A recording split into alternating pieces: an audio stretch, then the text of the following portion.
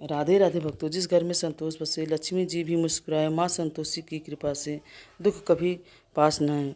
प्रेम से बोली संतोषी माता की जय। प्रिय श्रोताओं, आज बुध शुक्रवार के दिन संतोषी माता की कथा और आरती। एक गांव में एक बुढ़िया रहती थी जिनके 7 बेटे थे। 6 बेटे कमाने वाले थे, लेकिन एक बेटा निकम्मा था। 6 बेटे कमाने वाले थे और एक बेटा निकम्मा होने के कारण बुढ़िया माँ 6 पुत्रों का जूठा सातवें पुत्र को दिया करती थी।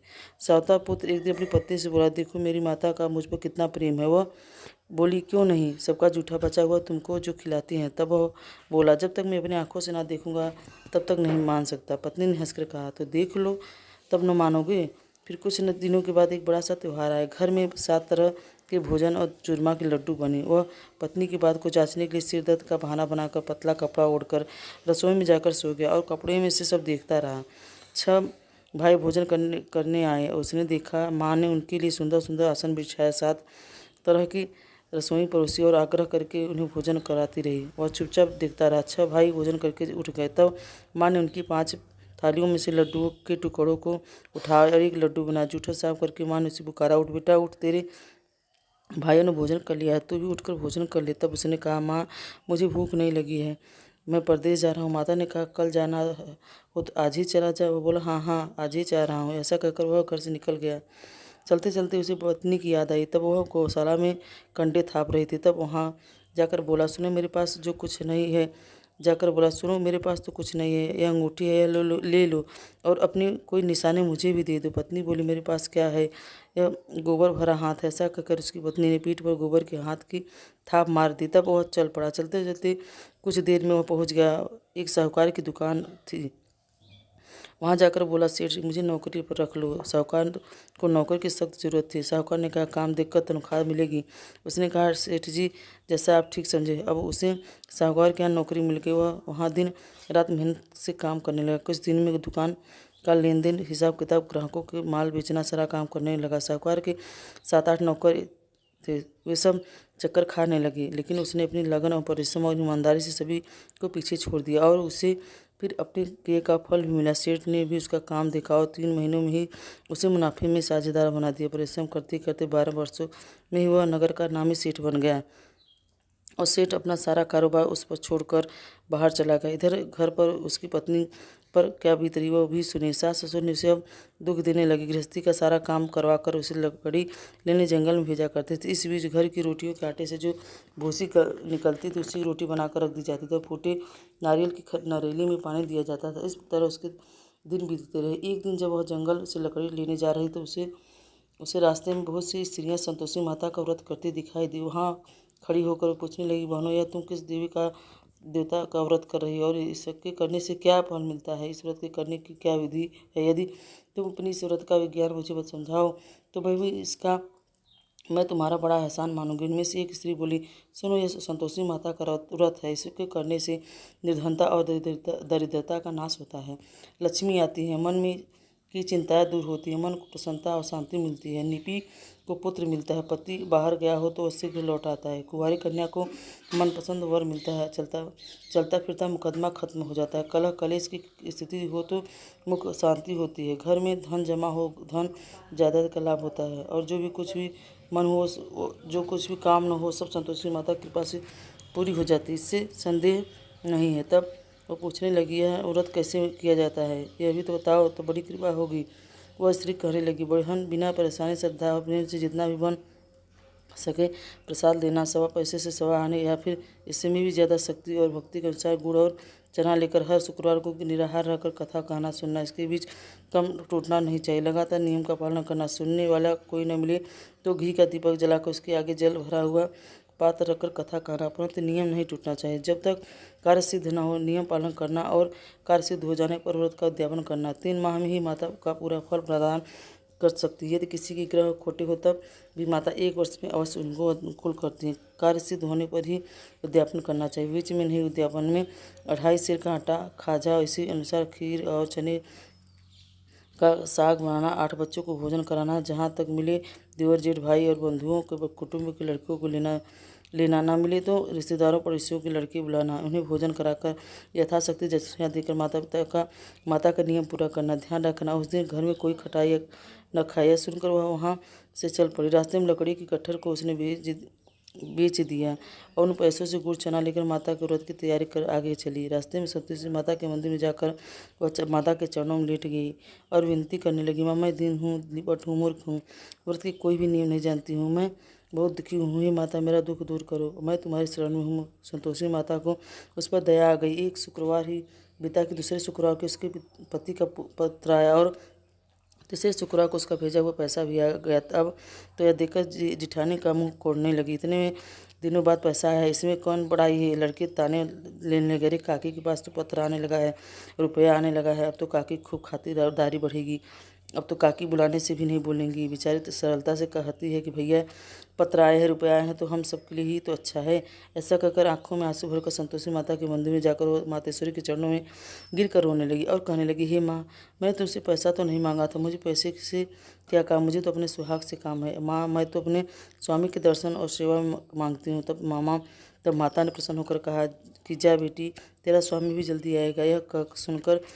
यह सुनकर खुशी की से बाली होकर वह घर आकर काम करने लगी। अब संतोषी माता विचार करने लगी कि इस भोली भाली पुत्री से मैंने कह दिया तो दिया, तेरा पति शीघ्र रहेगा, पर अब कहाँ से यह इस स्वप्न भी याद, यह वह इसे तो स्वप्न में भी नहीं याद करता है, उसे इसकी याद दिलाने से तो अब मुझे ही जाना पड़ेगा। संतोषी माता ने उस बुढ़िया के बेटे को स्वप्न में समझाया, पुत्र तेरी पत्नी कष्ट उठा रही है। तब वो बोला, माँ यह तो मुझे भी पता है, लेकिन क्या करूँ, वहाँ कैसे जाऊँ, पर देश की बात है, लेन देन का सारा हिसाब किताब है और कोई जाने का रास्ता भी नज़र नहीं आता है, आप ही कोई राह भी दिखाइए कि मैं यहाँ से कैसे जाऊँ। तब संतोषी माता कहने लगी, सवेरे नहा धोकर संतोषी माता का नाम लेकर घी का दीपक जलाकर दंडवत कर और दुकान पर जाकर बैठना। देखते देखते तेरा लेन देन सब कुछ चूक जाएगा और जमा माल बिक जाएगा, साँझ होते होते धन का ढेर लग जाएगा। अब तो अगले दिन सुबह बहुत जल्दी उठा और उसने अपने मित्रों पर रिश्तों से स्वप्न में माता द्वारा कही गई बात कह सुनाई। वे सब उसकी बात सुनकर उसकी खिल्ली उड़ाने लगे, कहने लगे, कहीं कभी सपने की बात भी सच्ची होती है क्या। लेकिन उसमें से एक बुढ़ा व्यक्ति उसे बहुत समझदार था। वह बोला, देखो भाई, मेरी बात मान, इस तरह सच या झूठ कहने के बदले देवता ने जैसा कहा है वैसा ही करना, तेरा क्या जाता है। अब बुढ़े व्यक्ति की बात मानकर वो नहा धोकर संतोषी माता को प्रणाम किया और घी का दीपक जलाकर दुकान पर जाकर बैठा और जैसा संतोषी माता ने कहा था वैसा ही किया। शाम तक का धन का सारा ढेर लग गया। वह हैरान हो गया। मन में संतोषी माता का नाम लेकर प्रसन्न होकर वो घर जाने के लिए गहने कपड़े और सामान खरीदने लगा। सब काम निपट कर वो अपने घर को रवाना हुआ। उधर उसकी पत्नी जंगल में लकड़ी लेने गई थी। लौटते समय में थक जाने के कारण वो संतोषी माता के मंदिर पर विश्राम करने बैठ गई। यह तो वह उसका रोज रुकने का स्थान था। तब धूल उड़ती देखकर उसने माता से पूछा, हे माते, यह धूल कैसी उड़ रही है। संतोषी माता ने कहा, पुत्री यह देख, तेरा पति आ रहा है। अब तू ऐसा कर, लकड़ियों के 3 बोझ बना, एक नदी के किनारे रख, दूसरा मेरे मंदिर पर और तीसरा अपने सिर पर रखकर तेरे पति को लकड़ी का गट्ठा देकर मुँह पैदा होगा। यह वहाँ पर रुकेगा और नाश्ता पानी करेगा। माँ से मिलने जाएगा तो लकड़ी का गट्ठा उठाकर जाना और बीच चौक में गट्ठा डालकर 3 आवाज़ें जोर से लगाना, लो सासू जी, लकड़ियों का गट्ठर, भूसी की रोटी दो, नारियल के खोपड़े में पानी दो, और आज कौन मेहमान आया है। संतोषी माता की ऐसी बात सुनकर वह बहुत अच्छा माँ कहकर प्रसन्न मन से लकड़ियों के 3 गट्ठे बना लाई और एक नदी के तट पर, दूसरा माता के मंदिर पर रखा। इतने में ही मुसाफिर आ पहुंचा। सूखी लकड़ी देखकर उसने इच्छा हुई कि अब यहीं से विश्राम कर लें और भोजन बनाकर खा पीकर फिर गांव को चले। इस प्रकार भोजन करके विश्राम कर वह अपने गांव में आ गई। उसी समय बहू सिर पर लकड़ी का गट्ठर लिए आए। उसने गट्ठर को आंगन में डाला और जोर से 3 आवाज़ें लगाई, लो सासू जी, लकड़ी का गट्ठर लो, भूसी की रोटी दो, नारियल के खोपरे में पानी दो, आज कौन मेहमान आया है। यह सुनकर सास ने अपनी दी हुई कष्टों को भुलाने के लिए कहा, बहू तू ऐसा क्यों कह रही है, तेरा पति ही तो आया है। आज बैठ, मीठा भात खाकर कपड़े गहने पहन। पत्नी की आवाज़ सुनकर उसका पति बाहर आया और उसके हाथ पहनी अंगूठी देखकर और उसकी दशा देखकर वह व्याकुल हो गया। उसने माँ से पूछा, माँ यह कौन है। माँ बोली, बेटा तेरी ही तो पत्नी है। आज 12 वर्ष हो गए हैं जब से तू गया है, तब से सारे गांव में जानवर की तरह भटकती फिरती है, कोई काम काज नहीं करती है और 4 टाइम का खाना आके खा जाती है। और वह बोला, माँ मैंने इसे भी देखा और तुम्हें भी, मुझे दूसरे घर की चाबी दो, मैं उसमें रहूँगा। माँ ने कहा, ठीक है बेटा, जैसी तेरी मर्जी। ऐसा कहकर माँ ने चाबी का गुच्छा बेटे को सामने रख दिया। उसने दूसरे घर को खोलकर सारा सामान जमा। एक ही दिन में वहाँ राजा के महल जैसा ठाट बाट हो गया।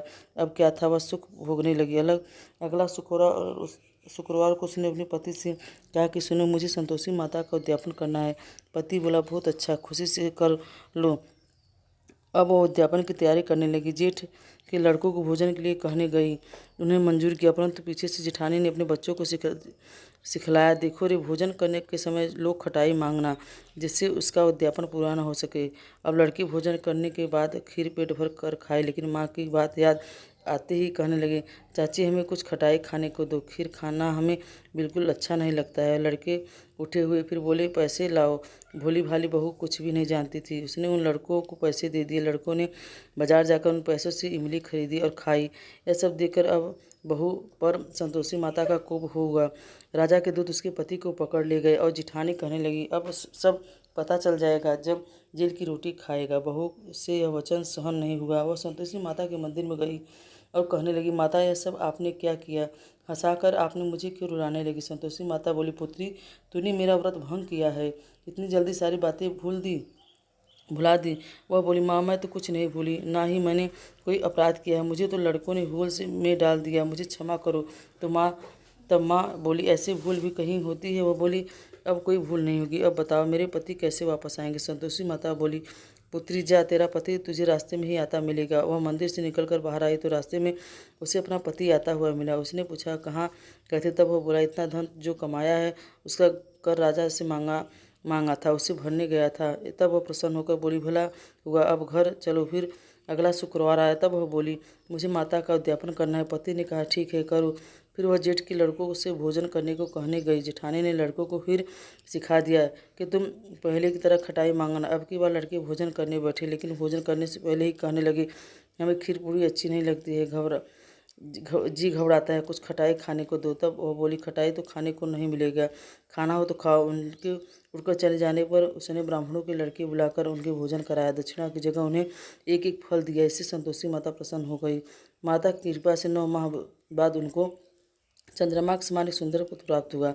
पुत्र को लेकर वो हर दिन संतोषी माता के मंदिर में जाने लगी। माँ ने सोचा, यह रोज आती है, आज क्यों ना मैं ही इसके घर चलूँ, इसका आश्रय देखूँ तो सही है, कैसे रहती है, कहाँ रहती है। विचार कर माता ने भयानक रूप बनाया। गुड़ और चने से सना हुआ मुख, ऊपर से मुंह के समान ओठ और मक्खियाँ भिनभिना रही थी। दहलीज पैर रखते उसकी सास चिल्लाई, देखो रे, कोई चुड़ैल डाकनी चली आ रही है, जल्दी भगाओ इसे, नहीं तो सबको खा जाएगी।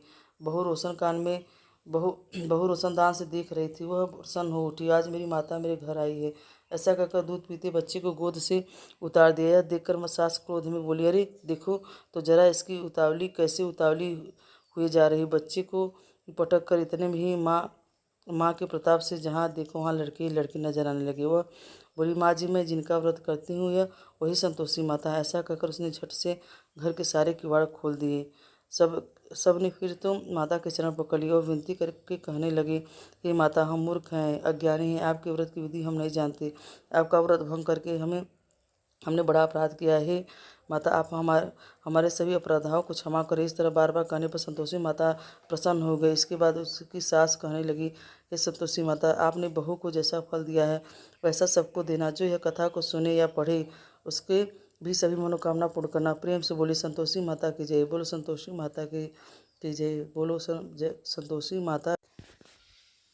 जय संतोषी माता, जय संतोषी माता, अपने सेवक जन को सुख संपत्ति दाता। ओम जय संतोषी माता। सुंदर चीर सुनहरी माँ धारण कीनो, मैया माँ धारण कीनो। हीरा पन्ना दम के तन श्रृंगार लीनो। जय संतोषी माता, मैया जय संतोषी माता, मैया जय संतोषी माता।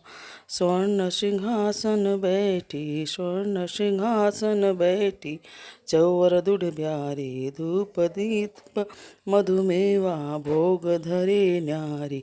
जय संतोषी माता, मैया जय संतोषी माता। गुड़ और चना परम प्रियता में संतोष कियो, मैया तामे संतोष कियो। संतोषी कहलाई संतोषी कहलाई भक्तन वैभव दियो। जय संतोषी माता जय शुक्रवार प्रिय मानत, जय शुक्रवार दिन मानत। आज दिवस सोही हुमय आज दिवस सोही, भक्त मंडली छाई भक्त मंडली छाई, कथा सुनत मोही। जय संतोषी माता मंदिर जगमग ज्योति, मंगल ध्वनि छाई हुमया मंगल ध्वनि छाई। विनय करे